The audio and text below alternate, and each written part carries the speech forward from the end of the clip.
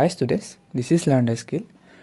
যিহেতু হাই secondary 2025ৰ date ওলাইছে 13 ফেব্ৰুৱাৰীৰ পৰা, গতিকে ষ্টুডেণ্টসকলৰ মনত সঘনে এটা কুৱেশ্যন উত্থাপিত হৈছে যে আমি JEE জানুৱাৰী এটেম্পৰ কাৰণে পঢ়িব লাগে নে হাই ছেকেণ্ডেৰীৰ বাবে পঢ়িব লাগে।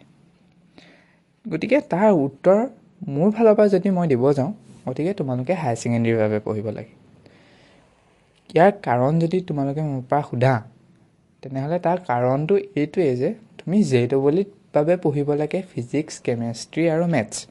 কিন্তু হায়াৰ ছেকেণ্ডেৰীৰ বাবে তুমি ফিজিক্স, কেমেষ্ট্ৰি, মেথছৰ উপৰিও বায়'লজি বা কম্পিউটাৰ ছায়েন্স বা ষ্টেটিষ্টিক্স বা অল্টাৰনেটিভ ইংলিছ আৰু ইংলিছ বা আছামিজ আৰু ইংলিছ তোমালোকে পঢ়িব লাগিব। গতিকে আনাদাৰ 3টা ছাবজেক্ট পঢ়িব লাগিব। সাধাৰণতে জানুৱাৰী এটেম্পৰ যিটো JEE হয় 23 তাৰিখৰ পৰা 31 তাৰিখৰ ভিতৰত হয়নে? ছাপ'জ তোমাৰ পৰীক্ষা মই ধৰি ল'লোঁ 23 তাৰিখে আছে। 23 তাৰিখটো তুমি ঘূৰি আহি JEE দি আহি পেলাই পঢ়া মনত নাথাকিবা। কিয় নাথাকিবা? তোমাৰ কুৱেশ্যনবোৰ চাব মন যাব হয়নে? যে এইটো কুৱেশ্যন মোৰ শুদ্ধ হৈছেনে বা ইউটিউবত যিটো লাইভ আহিব সেইবোৰ তোমাৰ চাবলৈ মন যাব। গতিকে 23 তাৰিখটো তোমাৰ পঢ়া নহয়। 24 তাৰিখৰ পৰা যদি মই 13 তাৰিখলৈকে কিমান দিন আছে চাওঁ, 20 দিন আছে। 20 দিনৰ তোমাৰ 3 দিন প্ৰেক্টিকেল থাকিব, গতিকে 4 দিন তোমাৰ তাতো যাব, 16 দিন থাকিলে। এতিয়া তুমি 16 দিনত সেই বাকী থকা 3টা ছাবজেক্ট শেষ কৰিব লাগিব। আৰু 16 দিনো নহয়, তুমি 13 তাৰিখে ইংলিছৰ পৰীক্ষা, গতিকে 10 তাৰিখৰ পৰাতো তুমি ইংলিছ পঢ়িব লাগিব। গতিকে তাৰো 3 দিন মাইনাছ কৰিলে 13 দিন। 13 দিনত তুমি 3টা ছাবজেক্ট পঢ়িব লাগিব। অফক'ৰ্ছ হেডেক হ'ব ন। আৰু ছাপ'জ এইটো কথাও বাদ দিলোঁ, চিলেবাছটো ছাপ'জ তোমালোকে আগতে পঢ়ি থৈছা বা কমপ্লিট কৰি দিবা হয়নে? ছাপ'জ মই কথাটো ক'লোঁ যে তোমালোকে JEE পৰীক্ষা দিলা। JEE পৰীক্ষা দি আহি তোমালোকৰ ছাপ'জ JEE ভাল হৈ গ'ল, বহুত ভাল হ'ল।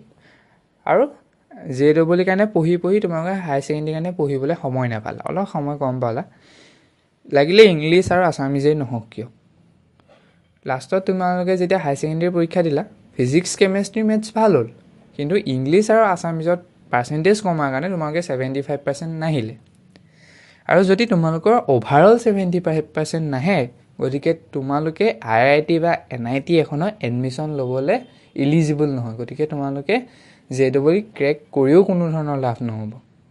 বহুতৰ এটা মিছ আণ্ডাৰষ্টেণ্ডিং থাকে যে PCM 75 নহয়, তোমালোকে অভাৰঅল 75% আনিব লাগিব।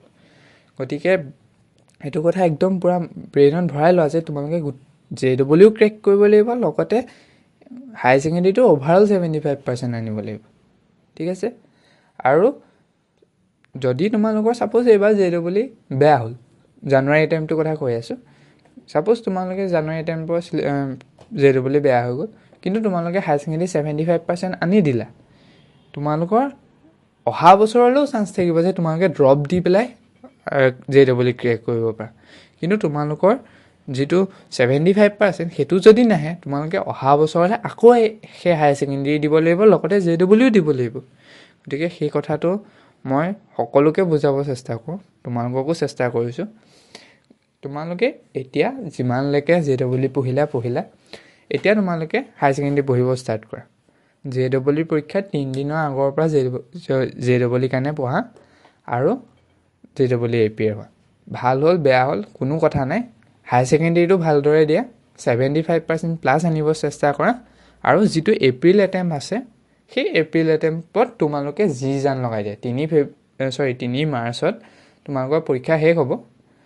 গতিকে 3 মাৰ্চৰ পৰা একদম 3 এপ্ৰিললৈকে কমপ্লিট JEE কাৰণে পঢ়া আৰু এপ্ৰিল এটেম্পটত একদম 99% স্ক'ৰ কৰি দিয়া।